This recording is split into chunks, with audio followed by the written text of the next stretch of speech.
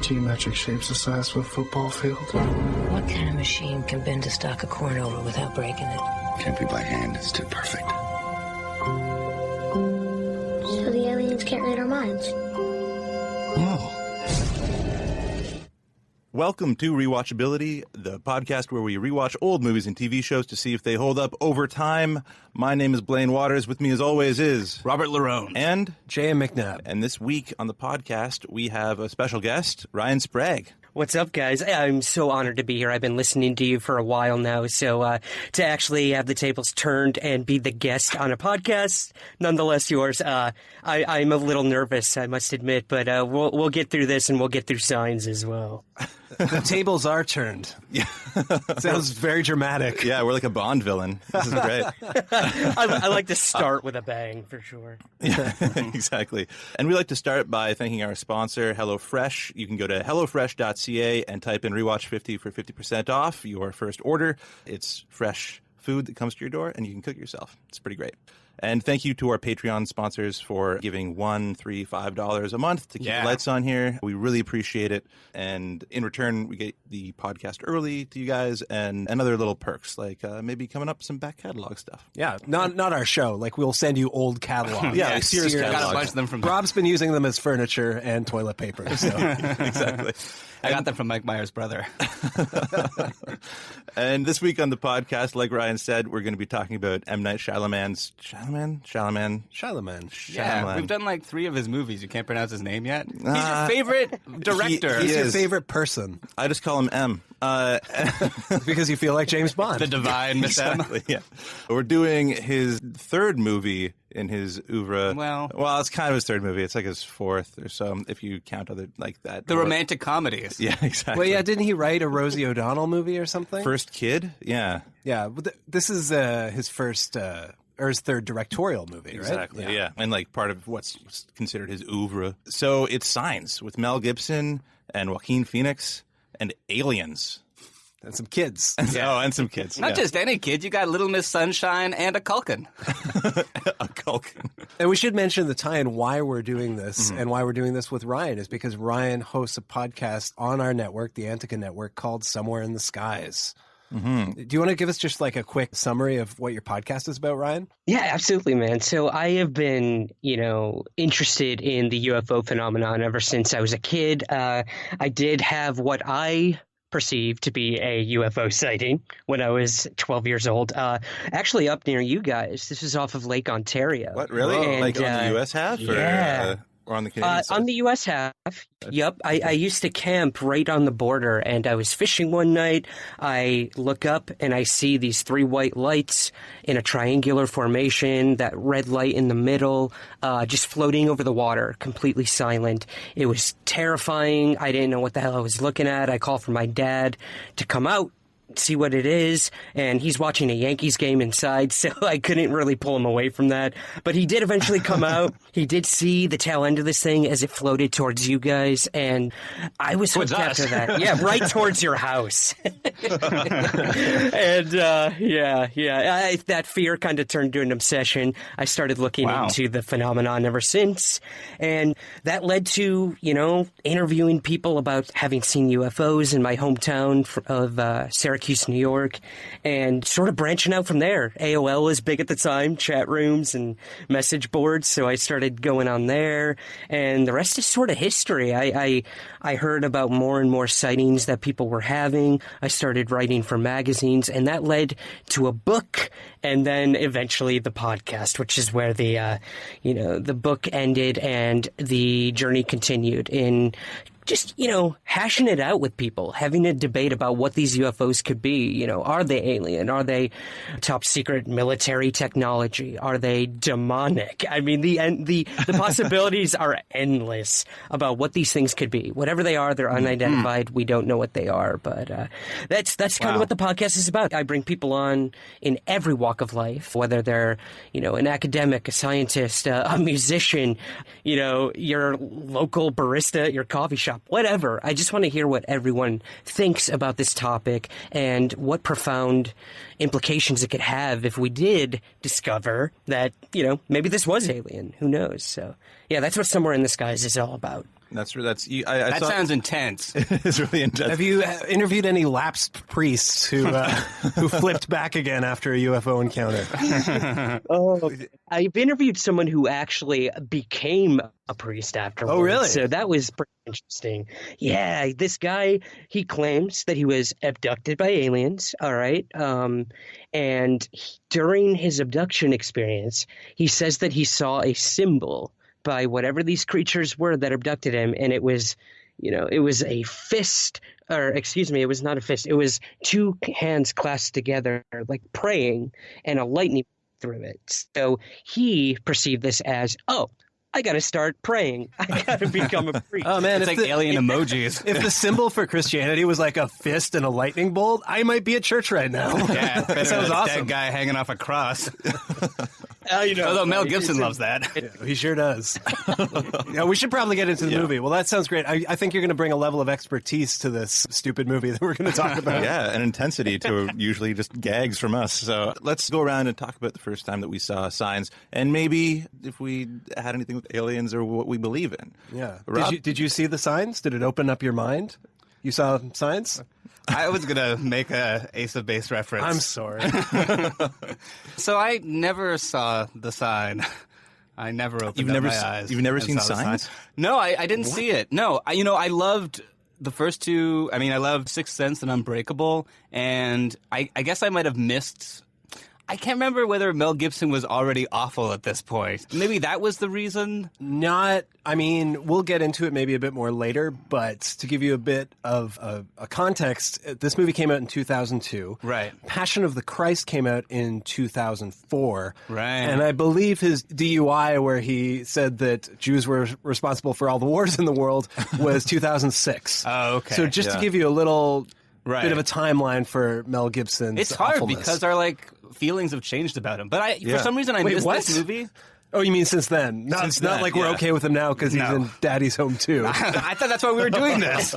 No, I know. I saw the trailer for that, and I see John Lithgow and Will Ferrell. They're just keeping an eye on him so he doesn't say anything bad. Yeah. Actually, I've been doing some writing for another podcast, and I spent the day researching the atrocities of Mel Gibson for a piece, God. and then forgot. I was like, okay, time to distract myself with this week's podcast movie. And I had to look at Mel Gibson for 2 hours more. But for some reason... Everywhere you turn, he's there.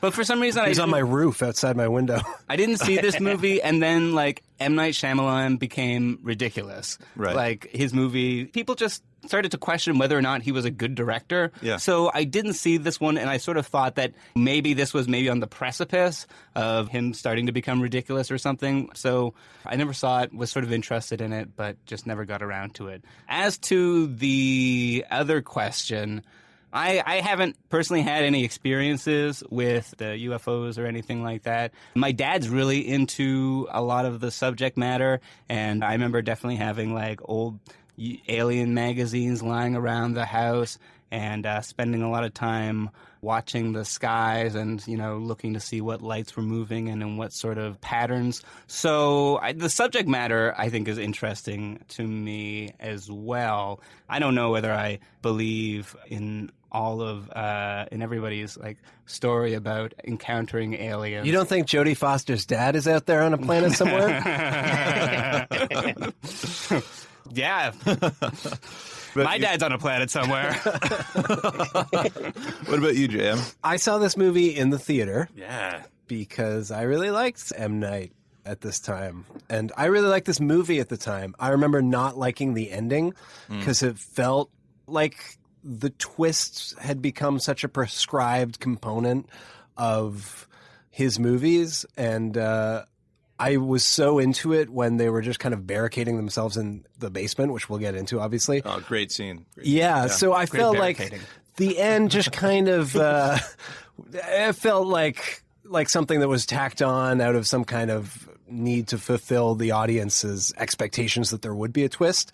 But I remember really liking the music especially stuck out for me. The haunting music felt very Twilight Zone-y. So yeah, I really like this movie. As for the UFO question, I've never had any experiences. I don't know that I would qualify myself as a believer per se. I do remember when I was a kid, we had a book about UFOs in like our school library. Yeah. I mean, when I was like 7 or 8, and I just thought everything in it was true because it was a book and it was in the library. I just assumed it was there to educate me. And I didn't realize till much later that it was like, oh, there's probably, it was just one of those picture books. They probably got it like the discount section of, Kohl's or whatever. But I've certainly always been drawn to stories of UFOs and the paranormal, even though I don't necessarily count myself among the believers. What about you, Blaine? You can be honest. Well, we're in a safe space. Honest if I've seen Signs here or not. But, I saw Signs when it came out. I loved it. I loved M. Night Shyamalan a lot, and I'm still a Shyamalan apologist. I think he's so great. And yeah, I do. Oh, okay. Yeah. And I think he's a great writer, and I think when he's given time to come up with a good script, he usually does. And I love his direction, especially in this movie, so we'll talk about that. But yeah, I liked it. I wanted my friends to watch it. It made me want to watch all the rest of his movies. Unbreakable was so good that I don't know. I just like everything he does. And as for the alien question, you can be honest. I used to be a person that definitely believed in that. You lost your faith when I was, and you guys are here to haunt me. You've never talked about your wife's passing on the show before, have you? So yeah, when I was a teenager, I wanted to be an astronaut. I got all the books out from my grade school library on astronomy, and they were all alien books beside them. So I was like, yeah, don't trust books. I know, that's the worst thing. But yeah, so I was obsessed with aliens when I was a kid. I watched every episode of X-Files twice. I watched the Alien Autopsy on Fox and convinced my friends on the schoolyard that it was real. They were only wearing wristwatches because they had wristwatch technology in the government years before they released it. Exactly, and I digital wristwatches. I mean, yeah, exactly. I know wristwatches have been around for a while.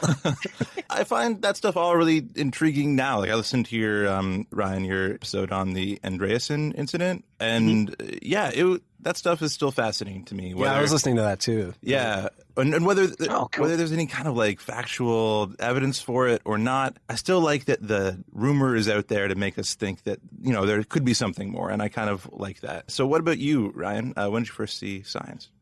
Yeah, so just like you, I did see this in theaters. I tried to poll everyone I could think of to go see this. Friends, family, anyone I could possibly think. My baseball coach. I just wanted people to go see this thing and be like, leave me alone, kid. Yeah. Swing and a miss. You're asking me to go see a movie, yeah. It's like Field of Dreams if someone did something else to the cornfield. Yes, many people believe this is a sequel, actually. Yeah. You show it to your coach and you're like, see, I was supposed to hit that kid with the baseball bat. Yeah, swing away. Come on. Swing away.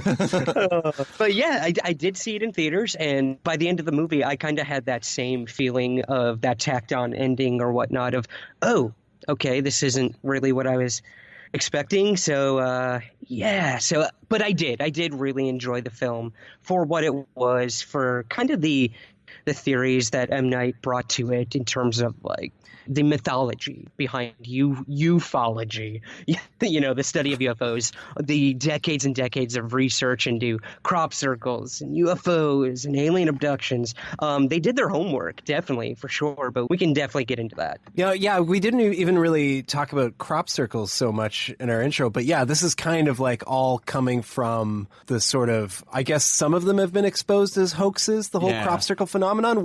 Maybe you can illuminate what is kind of the history of crop circles that he's kind of riffing on. So, I mean, crop circles have been around for centuries at this point. It's a very Eurocentric sort of thing.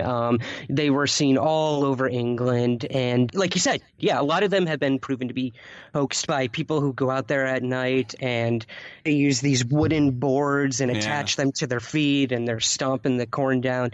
And they do. They get groups of 10, 20 people to go out and do this, make these very intricate designs that take all night and precise measurements, and there's a lot of preparation. It sounds so fun. Can you imagine, like, just getting drunk and going out and doing this, and then the next day people are saying, "Oh my God, aliens are invading." It seems like a really good time. They clearly did because it kind of doesn't even really make sense. Like even in this movie where the crop circles are made by the aliens. That should have been the twist. Like, oh no, it was just the drunken neighbors. It has nothing to do with the aliens. The Wolfingtons, yeah. Yeah, no, Right. but because they say like, oh, they were using them as maps. And it's like, well, how did they master space travel, but they don't have like GPS? Or like, why is that the best method for? Also, just use an arrow. You know, it's more specific. I thought like the crop circles were supposed to be like where the spaceship landed and flattened the corn. Is that not what? No, because they're intricate designs. Oh, in history. In history, maybe, yeah. I mean, the first ones before they got all fancy. Right. Before they got super, Before super Banksy got into it. It's like doing latte art for your drink, you know. But yeah, there's many theories on, you know, why these things are showing up. If they were alien, you know, is it a message? If so, what kind of message are they conveying with these super weird things? Like, who's going to decipher this? So I thought it was interesting in the movie how it was a map that they used to look at from above as they're invading. So I actually really enjoyed M. Night's take on that for sure. Whether that's true to any actual theories on what it could be, who knows? And honestly, like, there's so many theories, nobody really knows anyways. So I enjoyed that aspect of it. Great. Well, let's get into the movie. Let's do a little bit of a rundown, Rob. Okay, so it sort of starts with Mel Gibson. He wakes up. I know. Already. He hears a scream and he his kids are like calling for him. So he like wakes up his little brother, Joaquin Phoenix, and they go running out into the cornfield and he's realized that someone has flattened his corn. And that makes him really upset. It takes a while to grow. You know? Yeah. It's well, annoying. you know, Is he farming that corn? Oh yeah, maybe it isn't his corn. I was confused about that because he's like a priest. Yeah, there's no farmer in his family. Unless the little kids are farming. I don't know. They don't seem to go to school. Hey, that's confusing. It's a pretty big plot hole. We don't know whose farm this is. You know, is this Mel Gibson's livelihood? Yeah. Yeah, maybe his wife was a corn farmer. Oh, yeah. It's really sexist of us not to assume that his wife could be a corn farmer. My wife planted this corn before she died. Yeah, and anyway, so it's like this weird like symbol, and Mel Gibson, I mean, the character doesn't know what to think, but, you know, we bet Mel Gibson probably has his ideas of what these weird symbols were made by. Some of the jokes just are too obvious. Yeah. God damn. But so he actually thinks it's like probably just some local kids or something like that. So he like calls somebody. But then some other weird stuff starts happening, like the dog pees on the floor. So The weirdest thing to happen in this movie. Yeah. pretty spooky. And you know, we get to sort of like see his like family a little bit. We get like his kids. There is Little Miss Sunshine and the youngest Culkin. Little Culkin. Rory, I believe his name is. Are they all weird now? Did they all turn weird, or is it just like They all have bands. They'll have food-related Lou Reed bands. But animals seem to be acting weird. Like at one point, the dog like attacks like the kid, and they have to like stab the dog. Yeah, the kid stabs the dog. The kid Culkin takes down a dog. Yeah, it's crazy. They're weird kids. Yeah. He's working his way up to battling home invaders, micro machines. So he files a police report. We get like the police officer. I don't know if she's the sheriff or whatever. She's a great actor. I've seen her in like a bunch of stuff. I like her a lot. She's the professor on Transparent. Yeah. Oh, is she? And I was like, why is she so familiar? And then She's I in an episode of realized- Black Mirror too, as like a trucker. Oh. Yeah. Cherry Jones. Yeah. Yeah, Right, she's yeah, so she's great. great, Yeah. I kind of didn't like her in this. Well, Oh, really? No. it's hard because M. Night Shyamalan gets the most wooden performances from. He's like, "Hey, what you're doing is acting, and I don't like it. Stop it. Just say the lines without any emotion." Act in a weird, stilted way. Yeah, exactly. Yeah, maybe is it okay to talk about it now? Because it is weird how still and like dry and airless everything is right off the bat. Like I was watching, my wife watched the beginning of it with me, and seeing it now as parents, like the scene where the kid has stabbed the dog. Yeah. And Mel Gibson just kind of slowly walks over and stands there for several minutes, just like, Right. what happened? He fell on us. And you're like, a parent would stab that dog again and again. Well, you'd run over, you'd hug your kid, like, oh my God, what happened? Like, holy shit, you stabbed a dog. Are you okay? You have PTSD? Too bad you don't have a mom to comfort you. Just rubbing in his kids' faces all the time. Yeah. Everything seems very posed. Yeah, and like the dialogue is like very like scripty, like he fell on us. Yeah. Well, and it's The dog attacked us. and other filmmakers do it too, like Largos Lanthimos or Yorgos Lanthimos. Yeah, the guy who does. I just saw Sacred Deer. Yeah. Oh, was it good? Oh, cool. I kind of liked it. Yeah. Okay. Yeah, and The Lobster was a big one. Yeah. He does like really still scenes, and people don't emote at all, but like when they do, they do. And that's like they break, and that's so lovely to watch. And it's kind of played for comedy. But I too. think it's supposed to be funny. Yeah. I don't think this is supposed to be funny. No. Yeah, I don't know. I mean, some parts It's are supposed to be interesting, funny. yeah. I mean, this takes place in what, Pennsylvania, I believe it is. 45 miles outside of Pittsburgh. Oh, right. Yeah, yeah. They so you give have the this exact very- location. Yeah. Yeah. It's very rural town. I wonder, like, is this a family who's so down on what's going on around them? You got like the failed baseball player in Joaquin Phoenix. You've got the failed priest, as it were, and these two kids who are just so naive at the time. Like they have no idea what's going on. I feel like, the energy in the beginning of this movie is just non-existent, and then as it progresses, we'll get some pretty emotional scenes with Mel Gibson later on in the film. But it is very interesting how dull they seem to be in the beginning. Yeah. And like the colors kind of washed out of it too. Like it's a pretty dull movie to start with. I'm glad that these crop circles showed up. Jesus, give these people life. Yeah. Well, I was glad that dog peed on the floor. Yeah. Add some color to the scene. Yeah. Well, I think as we'll find out, it all happened for a reason. It was meant to be.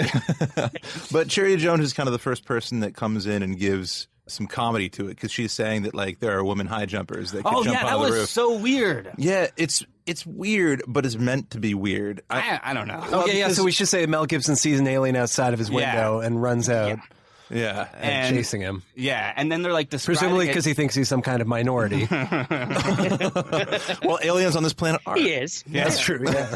Oh, maybe this is a metaphor. Yeah. Oh shit.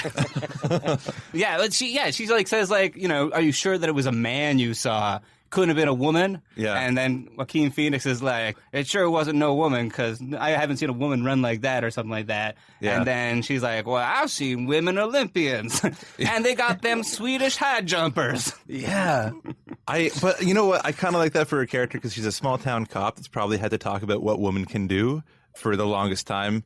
I don't know. I like it. I don't know. But I feel like if she was a real person, she'd be like, well, I can run pretty fast. I'm a police officer. And she's like, I saw the Olympics once, and there were women on Them it. Swedish women. It is strange. It's really weird. And then Joaquin kind of calls her out for it. He's like, yeah, can we get past this to talk about what really happened? I did read that one of the original designs for the aliens was going to be like this high feminine. Yeah, it was going to be literally just Swedish high jumpers. No, it was. We jumped too high. We went to another planet. No, it was going to be like this more feminine physique. Maybe to play with the idea that it's all a metaphor for Mel Gibson's haunted, being haunted by his dead wife, almost like a Solaris God. thing, maybe. Oh, right, yeah. But also that would make that scene make a little more sense if it was kind of could have been construed as possibly a female. Right. But they're not. Character. The guy's like 6 feet tall, and he's on a roof. Yeah. You can And kind he of- ran. And he ran. Unlike, that thing women don't do. Except for in the Olympics. Well, they have those heels on all the time. Yeah. They could do it in Jurassic World, so. Yeah. Anything's possible. Okay, we're going to be back with Ryan Sprague in 1 second talking about maybe what actual aliens might look like. Rewatchability is brought to you by HelloFresh. I love cooking, I love eating, but I find that I get stuck in a real rut when it comes to what to make for dinner each night. I've used HelloFresh, and it helps me get out of that recipe rut and start cooking outside of my comfort zone. Every box comes with fresh, pre-measured ingredients and easy-to-follow, pictured recipe cards that are delivered to your door each week in a special insulated box. Discover world cuisines, rapid recipes ready in 30 minutes or less, and a flexitarian-friendly menu, among so much more. Get 50% off your first box of HelloFresh by visiting hellofresh.ca/rewatch and entering the code REWATCH. Spend less time meal planning and grocery shopping so you can get back to doing more of what you love, watching old movies. That's hellofresh.ca/rewatch and enter the code REWATCH. Okay, we're back with Rewatchability and Ryan Sprague from Somewhere in the Skies podcast. So we've talked a lot about what the alien looked like in this movie. What's kind of the theories behind, or what have people seen in abductions and stuff in your experience, Ryan? Yeah, are they like feminine? Yeah, are they Swedish high jumpers that don't like water? I mean, Are they available? Are they on Tinder? Yeah. Tinder for aliens. Yeah.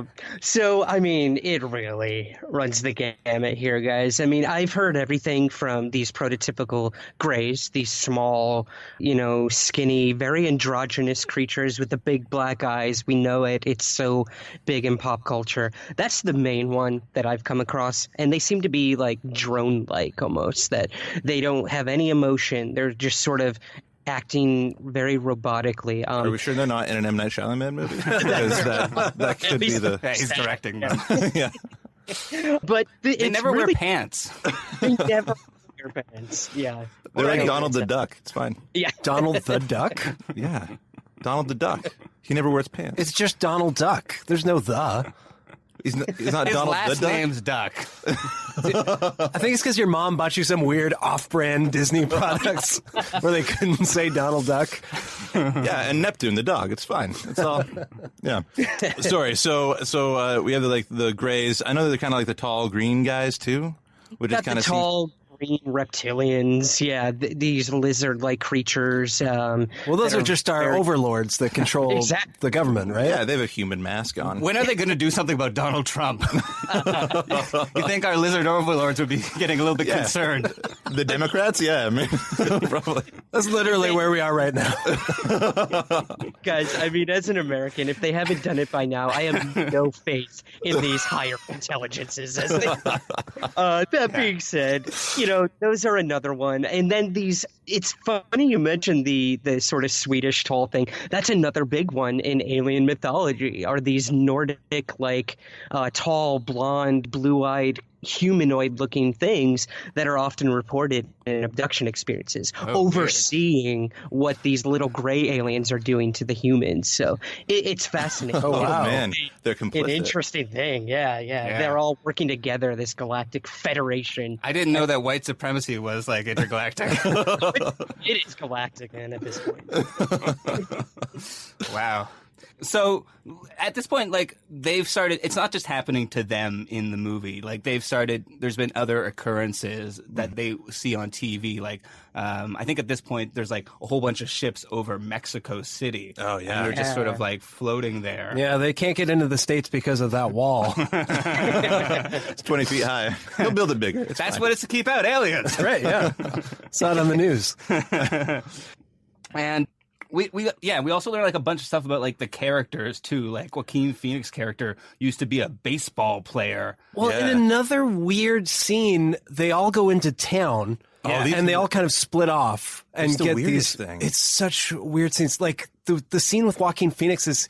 And the army guy. He's considering army recruiter office. Yeah, I guess he's considering joining the army to fight the aliens. I don't know why this is coming up now, but that scene, Independence Day. The army guy's one of those weird things where he's like, "Hey, don't I know you from somewhere?" And then a minute later, he's like, "Hey, you're Meryl, whatever." It's like, "I saw you do this," and then he knows all his statistics. It's like, wow, you really jumped from not knowing him at all to knowing everything about him. Yeah, but then he doesn't know that he sucks at swinging. Yeah, that's his statistics. Really far. But also, it's the weird dialogue because he says something like, "Hey, why aren't you in a bed full of money with women licking your toes?"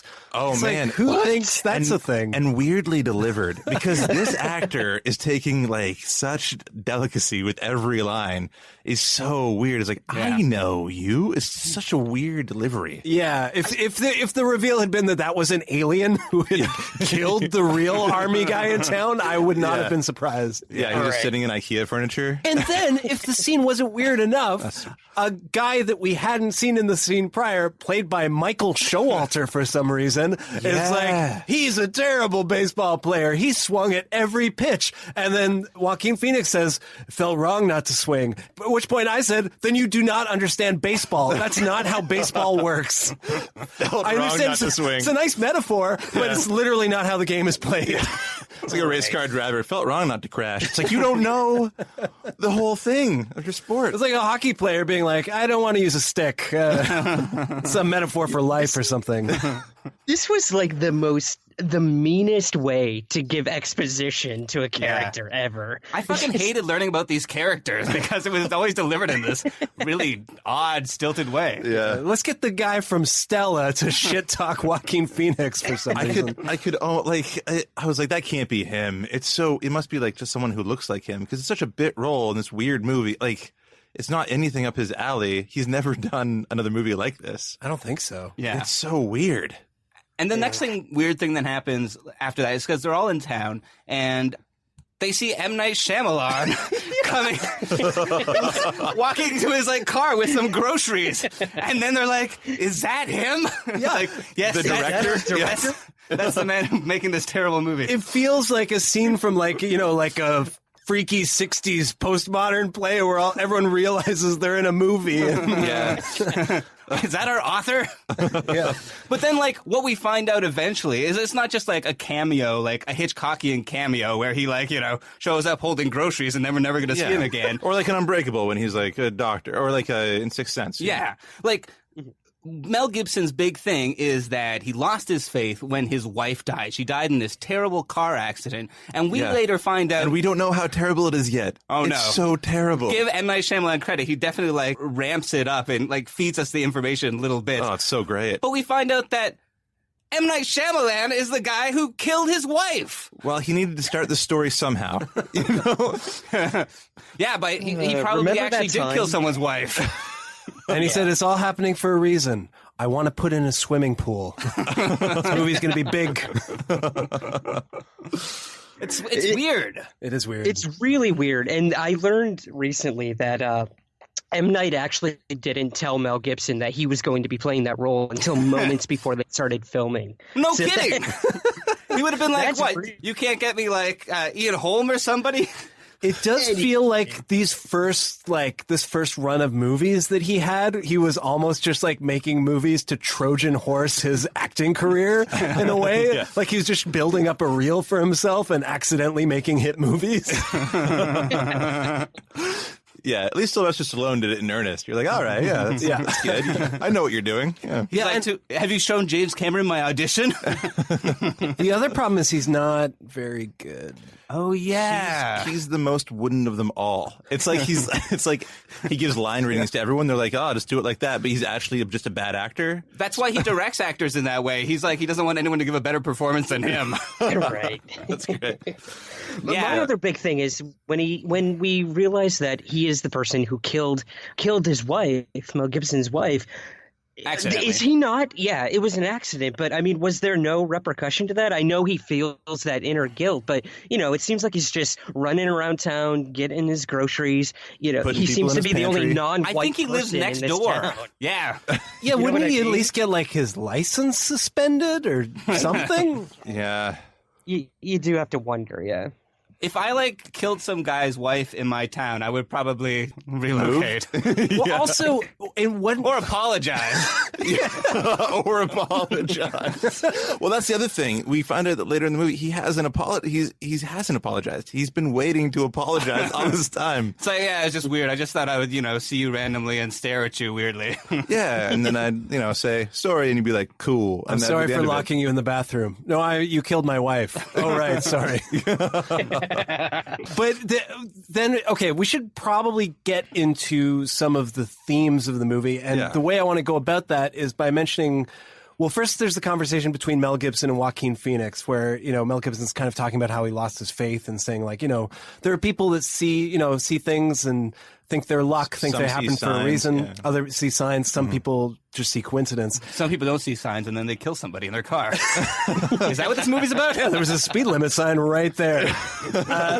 But when M. Night Shyamalan talks to Mel Gibson, it's like, I'm so sorry and all that, because he's kind of called him to his house. And then he says, he's describing, he was on that road and there was no car for miles. He's never fallen asleep before. And he's like, it's like it almost happened for a reason. Yeah. And if I was Mel Gibson, I'd be like, fuck you. Yeah. Boom, punch right in the face. Yeah, Like, we that's- know he has a temper. Why isn't he using it now? It's tough. That's so insulting to say to someone. Yeah, I Don't know. you think? Yeah. No, Well, it's pretty they bad. They keep saying, like, it was meant to be. Like, that's the phrase that you say when you, like, fall in love with somebody. Like, I saw him from across the room and, I just knew it was meant to be. I was meant to kill his wife. Yeah.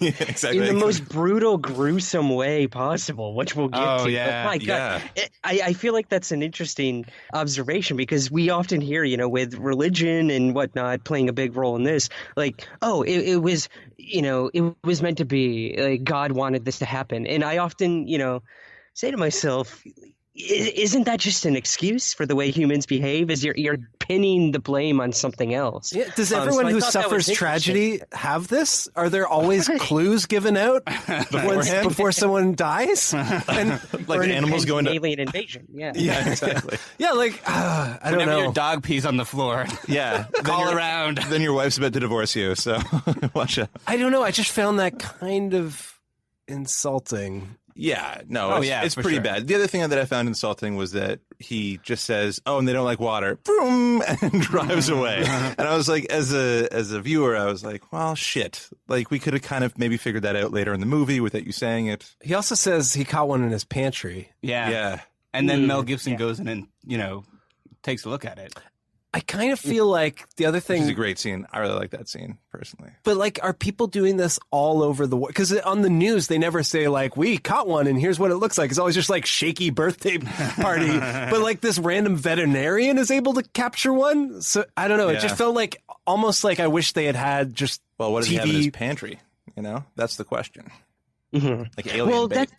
that's a good point too. Again, like you guys mentioned earlier, these things, whatever they are, traveled how far to get here. They have the intelligence to do that, to get here, and then they're getting locked in a wooden pantry and they can't figure a way out, Yeah. or they can't just they don't know that this one thing on Earth supposedly is their weakness, which again we'll get to. But The thing that covers 75% of the globe. how dumb these aliens are. Why did they pick this planet if, like you said, 75% of this planet is what could feasibly kill them? It just Yeah. that part And there's makes- humidity. Yeah. And also- that's like clearly off of War of the Worlds, like with Yeah. with the with the air. germs. But yeah. that's a little different. And the other thing is Well, like, it's a little better. because at the end of Orson the Welles, come on. at the end of the movie, they shut themselves in, and the aliens are trying to attack their house. What is the aliens' plan? They're just like they're going house to house and I think it's spooky. killing people. everybody. They No, just they want need spook to steal people. the souls of asthmatic children. That's clearly what is happening in that one scene. Look, I don't want to be a bother, but our ship is powered by the asthmatic gasps of small children. You got any Culkins around?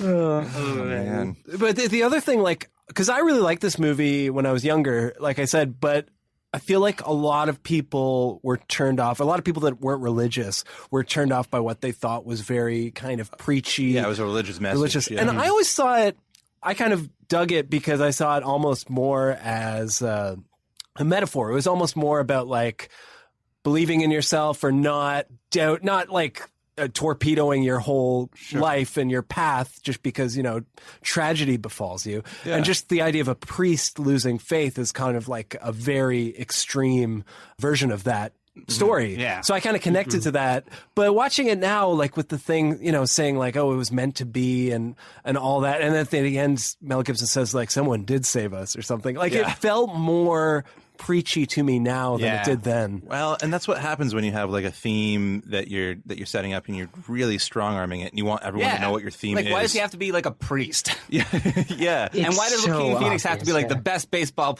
hitter? Yeah. Well, because like other movies have themes and then we can pick them apart on podcasts like this, and it's really fun to like get into the nitty-gritty on that. But there's no wiggle room for people to kind of talk about the theme and be like, maybe it meant this and maybe he saw signs here. No, right. It's called signs. And he says some people look for signs. Yeah, exactly. And the other thing is that like the kind of problem with all of M. Night Shyamalan's movies, which I think we've talked about, is that like, they sort of rely on like on these writing tricks, right? Yeah. But I mean, they're just kind of like, they're just sort of tricks, you know? Once you sort of like see the mechanism, and like it's easy for M. Night Shyamalan as an author to like write in all these coincidences at the beginning and then sort of fill them out at the end. But in a fiction film, like that doesn't seem like a miracle. That just seems like, he like made a very easy connection. Yeah. Well, not even cleverness. Well, I think that there was a twist in Unbreakable and there was a twist in Sixth Sense. I don't know if I'd call this a twist. I think that's what kind of really people hated from this movie too, was because they went to see a big twist at the end, and this was just kind of like all these things are coming together, and now you understand what we've been saying the entire movie. Or should we get into the ending then? What happens at the end? Because after they barricade themselves in, and it seems like the aliens have left. Yeah, the aliens just sort of like leave on their own accord around the world. Yeah, but they leave someone behind. Yeah, well, they leave like E.T. Yeah, the news tells like us another that Culkin. You know? People that the wounded have been left behind. Yeah, and so they're still like attacking. And at one point, like they're still raiding pantries, which was their main objective. If you got caught in a pantry, we don't want you on our arm anymore. We're out of here. Well, so they just like spend the night barricaded, and like Mel Gibson has his like crisis of faith. Maybe we should like play a clip from that. Sure. Yeah. Breathe like me. Come on. I dreamed this. Stay with me. I know it hurts. Be strong, baby. It'll pass. It'll pass.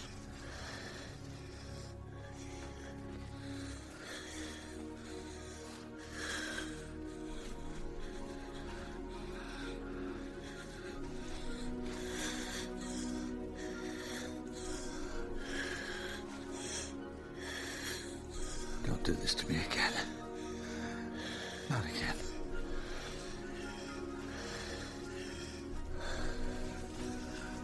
I hate you. I hate you. It's like, some powerful Mel Gibson-y acting.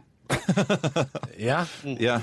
Yeah, I mean, it's hard to like sympathize with him, but yeah. Well, as an actor, for sure. But as his character, I don't know. I think it's kind of easy. For me, it was easy to sympathize with his character. Well, no, for sure. Like he's like his kid's having an asthma attack, and he doesn't have the medication, and he can't go to get it because the alien's out there, and so he's like holding his child to his chest and trying to get him to relax. Well, and saying like, please don't do this to me again. Like, that's that like. That's that thing where he starts to believe again right then and there because he thought he was at rock bottom, but this is worse. And I think that's what people do with religion. They turn to it when they're not feeling great. And so it's that moment that I think is so beautiful in the film when he hates God, but because he hates God, he believes in him. And so there's this kind of like thing where he believes again, but also he hates that he believes again at the same time. And I think that's a really beautiful moment. Yeah. But then, so they survive the night and they go out and the alien is still around, or he actually like sees the reflection in the TV. The alien's just watching TV. He just wants to see what's on, Yeah. Try to find his fingers. And he picks up, the alien picks up Rory Culkin and is like holding him like he's about to take his bride over the threshold or something like that. Well, I kind of like the way he's holding him because it's reminiscent of every alien abduction ever, where people are pulled up by their chests and their arms and legs are kind of splayed out to the side. I thought that was kind of like a cool image. But the alien is also like, like sort of like rhythmically sort of like moving He's in a dancing. sort of weird sort of dance It's a way. samba. Yeah. Yeah. Yeah. And then he has like... I was just going to add, guys, this is the part where I think the movie kind of really let everyone down because it was all CGI. And up to this point, you know, he was pretty ambiguous with these aliens. Like we never truly see them. We see them in a small home video thing, which was terrifying in my opinion. It's like Jaws, right? Yeah, exactly. But this is another case with, you know, many films where they're showing so much at the end that, like, there's nothing left to the imagination at that point. Yeah. He tries to see the alien through this television screen, which really dims the alien. He tries to backlight the alien so we don't see too much definition. Like, I feel like he tries as a director to hide as much as he can, but still show the whole thing, which is hard. But there's so many great scenes earlier where we just get those glimpses, like the home video in Brazil, and like when he's out in the cornfield and he just sees the leg. Just kind of disappear. And and also the pantry scene, I remembered them all being like big jump scares. Yeah. But there's no sound accompanying them. They're just, but you know, I think people in the theater when I saw it were, you know, reacting as if there was a crazy noise. Yeah. They paid people to sit in the theater and go, like, who the fuck is that? Yeah. But I think like the twist, if it is a twist, is that like, you know, all of the like coincidences are all like the, you know, little minutia of like the movie. Like, yeah, he's a baseball player. Yeah, the kid leaves the water around, and it's all to come down to this moment where he remembers the last line that his wife says, and there's like a flashback to it while the alien is like holding the kid for like 5 minutes. He's like, wait, I gotta remember my wife dying. He remembers his whole life before he goes on stage. No, for sure. And then it's a long flashback. And then he puts together his wife's dying words were to tell him, hey, tell Joaquin Phoenix to beat that fucking alien to death with a baseball bat. No, Rob, she was vaguer than that. So she actually just said swing away, which was confusing for a while because it had no specifics. Said C, swing away, Meryl. Why didn't you say something about the aliens? I told Meryl to sign up for swing dance lessons. He's swinging away down there. We got a swing set in her backyard that I won't let him off. It's horrible. No, but it's just, I don't know. Actually, I still think the moment kind of works just because the formal elements of it are so great. The music's so great. The way it's edited. The direction is so great. Makes it feel like something is, it makes it feel like something huge is happening. Yeah, the vertigo shot that goes right up to his face, like the extreme close-up. Yeah. I love it. You're like, I'm too close to Mel Gibson. Way too close for Mel Gibson.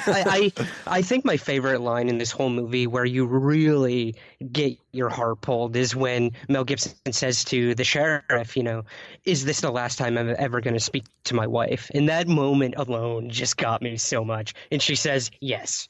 Yeah. I can't imagine being in his shoes at that point. Of course, I would lose my faith after that. But yeah, this whole flashback scene was very interesting. And then you get the whole swing away aspect. You know, supposedly in that moment of trauma to her, and the neurons are, you know, firing in her brain, and she thinks she's at one of Meryl's old baseball games. Well, that's what he thinks is happening. Right, and then we find out, like, no, she's actually supposedly she's at St. Peter's gates, and God's like, hey, here's a message. I like the thing of, like, I'm going to be sending aliens to Earth, and one of them is going to get, like, real close to killing your kids. You better tell Mel Gibson. Yeah. But I like the idea of the daughter because she never finishes water because she says it's contaminated. So there are all these glasses of water in the room, and that's, you know, like we find out the alien's weakness that they're able to use. I like that. Yeah. But the swing away thing just seemed weird because it's like, it almost feels like they shouldn't even need a clue to be like, hey, grab a baseball bat and beat the shit out of this thing. Yeah. Like, why do they need a hint? Use anything. Use your fist, for Christ's sakes. Like, I wish you hadn't have said that because we had a gun upstairs we could have gotten. If I wasn't thinking about swinging away, I could have gotten the shotgun from the bedroom. Yeah, there was 5 minutes while I was just standing there. He had a long time to do that. My question is, if, like, all of this, like, trauma and everything, like, if, like, his whole wife's, like, basic existence was just for this, like, moment, like, what the fuck's going to happen when they run into problems after this movie? He's going to be like, oh, I remembered another thing my dead wife said. She was dying. Signs, too. And also sucks for the wife that, like, this was God's design, and, I don't know, maybe Mel Gibson could have gotten hit by the car, and she could have told Meryl to swing away. Or God could have been like, aliens don't go to Earth. I don't know. Yeah, there's a lot of things. There's a lot of things God could do. Well, I mean, that brought up a lot of questions for me. Like, if this is indeed a movie where, like, God exists and God is doing all this for a reason, he must have sent the aliens. Why? That seems like a pretty dick move. And also, he wanted to ruin a 5-year-old's birthday party. That's the only thing he wanted to do. It's like, Or make that 5-year-old's birthday party awesome. yeah. Well, we couldn't afford a magician, but look, it's a 7-foot-tall lizard man. I've got a pretty, I don't know if you guys will entertain this, I've got a pretty big theory on why this all may have happened. Okay. I don't know. So Just because Mel Gibson was a piece of shit. yeah, pretty much. I feel like Bo, the little girl in this movie, is probably my favorite character by far. A lot of people have theorized that she is. Even Mel Gibson says at one point, when you were born, everyone just said how much of an angel you were, and this and that, and then she's got this water all over the place, and the theory's out there that she's almost this angelic figure and that these aliens are demonic in a sense. And this is all a test of faith to see how humans would react. And we're so getting they're this sent by Satan. They're sent by Satan. Well, yeah, this was the first time I'd watched this movie since I'd read that theory too. And it does factor into it. Especially I was noticing in the way everyone keeps talking about it like it's the end of the world, which is a weird way to just react to lights in the sky. So I think that's definitely there. Yeah. Well, and part of it, even hearing them being like, well, we've 3 cities in near Jerusalem figured it out. It kind of feels like, well, they're trying to do that. A child was born. yeah. There's one big light in the sky. Yeah. It's one guy led the way, but then we crucified him. Yeah. Mel Gibson crucified him. Well, and it kind of very violently. And it kind of speaks to maybe they weren't allergic to water coming to this planet, but they were allergic to holy water. And if this young girl is an angel, then she already sanctified this water, and so all this water was holy water that they were splashing. But M. Night demons Shyamalan says that they don't like water. Did he make holy water too? He's just a veterinarian. I don't know. Maybe they make holy water for dogs. He had a holy water thing in his pantry. Yeah, that'll come in handy. He had a can of holy Pringles in the pantry to do the alien. Yeah, holy pork and beans. Yeah. I think the weird thing about having a faith-based sort of message in this, other than Mel Gibson being kind of a religious zealot, so it sort of feels uncomfortable, is that by having M. Night Shyamalan in this movie and by having him play such a integral role, I mean, metafilmically, he's God in this movie, right? Yeah. Definitely, because he had to kill that character's wife in order to start the story. Yeah. He told them how to get rid of the aliens, so he knew something that no one else could possibly know. And he wrote a scene where everyone's like, it's him.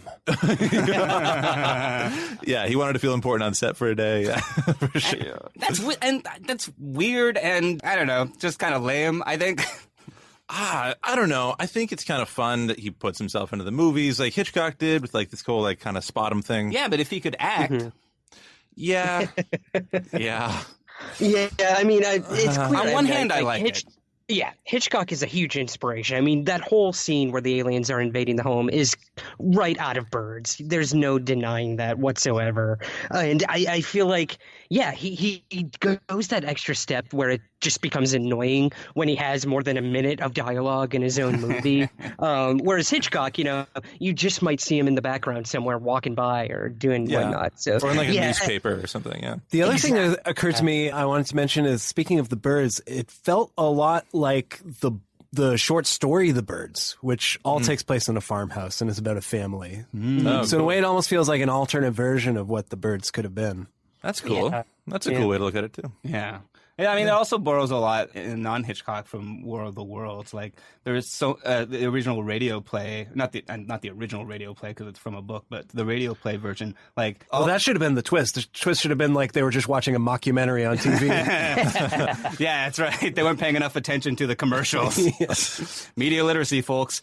But that part where they deliver all of the news through. I mean, the news on TV feels very much like the radio program. Yeah, it's good. Or also there's little bits where they they're talking to the people on the ground, and they're just regular people going about their lives and not knowing how to sort of deal with this sort of crisis. And that's sort of feels like a microcosm of what's happening with Mel Gibson. His isn't the main story. He doesn't kill all the aliens and stop the invasion like Will Smith does. Right. He's, just like a small sort of like adjacent sort of story, which was really interesting. We barely even see like the alien get killed. Like, Yeah. he kind of leaves the house with his kids, and we see through the window. Well, we can't see The alien his smashed in face or whatever. No, but the alien takes so many hits. It's really tough.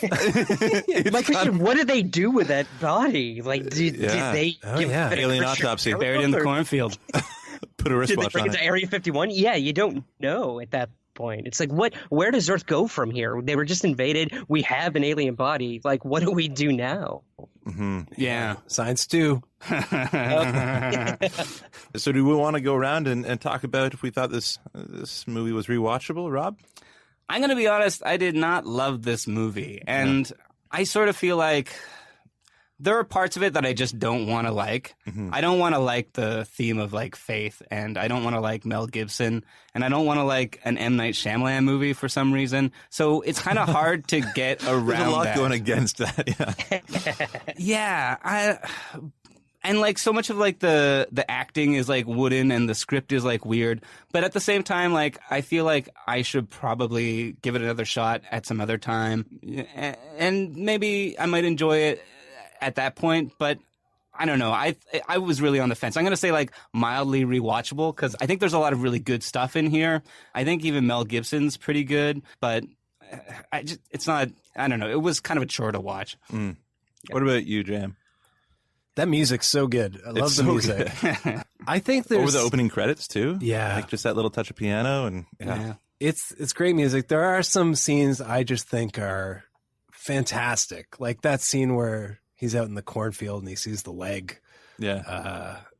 I thought were so suspenseful and so scary, and the restraint that they have by making them silence. And I don't know. And if it had ended with with just them in that basement or what have you, I think it would be a better movie.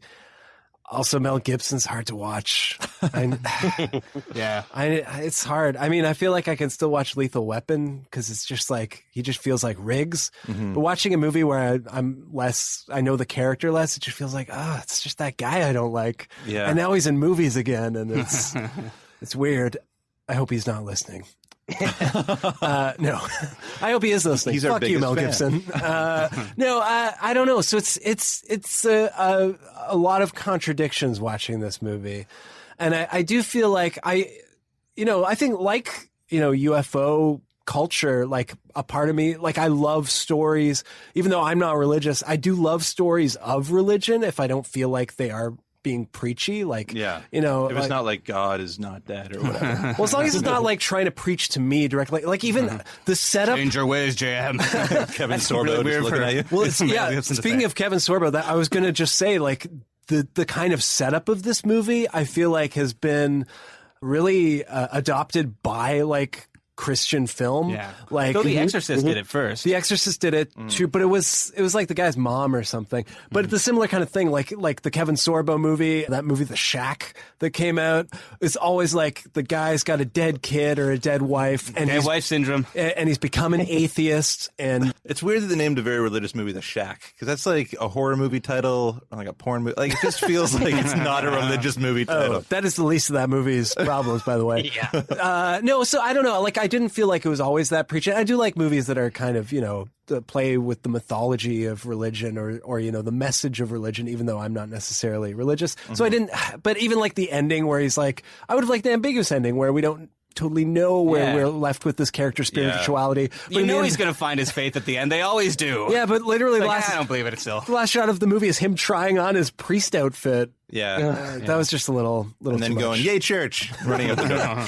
Would you like to learn more about your local church? Go to www.god.com. Oh, God has a website now? yeah. So yeah, And Instagram. I'd say mildly rewatchable. I still think it's got enough really good scenes housed inside of a movie that's off and on for me. What Right. about you, Blaine? I love this movie. I really think it's a great movie. I think the direction is amazing, not of the actors, but of the camera. Tak Fujimoto was the DOP, and he's amazing. in this movie. And I think the acting is wooden, but it's not as wooden as like all his other movies from here on out. Where like the Airbender was just cardboard cutouts, people mouthing words. Yeah, when they ran out of planks of wood to barricade the house, they should have been like, "Can we use the wooden acting and somehow nail that to the door?" Right, yeah. But I love the story. I think it really does come together in the end, and I think people were disappointed because it wasn't quite a twist, and it wasn't. But it was also too heavy-handed to be like not a twist. So he just kind of fell in this weird area, which I forgive him for. And You love him. I do. I really like him. I like him. What about you, Ryan? Yeah, I would have to agree. I definitely think it's rewatchable. I love the score. There's some wonderful vignettes, like you said, the leg leaving the cornfield and the fingers under the. I think there's some amazing images in this movie. Now, in terms of like the overall message, I do struggle with that, and I struggle all the time with just this whole UFO thing. You know, what I believe versus what hundreds of people are telling me on a day-to-day basis that they're seeing. So I think this was the movie where M. Night really started to try something new. But at the same time, I struggle with that third act where it's all kind of spoon-fed to us. I don't know. I don't know if I like the message the movie was trying to convey, but I certainly liked the whole alien aspect. So, yeah. It's rewatchable for sure. Rewatchable. Awesome. Well, thanks, Ryan, so much for coming on the show. Yeah, thanks, Ryan. Thank you again, guys. I mean, I've been listening forever, and it was an honor to finally come on. And of course, it would be an alien movie. Yeah, yeah, but we did Fire in the Sky, and we. I would have loved to have done that. I've met Travis Walton on several occasions, and I'll tell you right now, if there's any alien abduction case, I genuinely believe that would be the one, and I would stake my quote unquote UFO career on that. Oh, well, the amazing. movie's convincing. Yeah. So thank you very much for coming on. Where can they find your podcast? All my episodes, bonus material, all that can be found at somewhereintheskies.com. Okay, great. Thanks so much. And you can find us at rewatchability.com.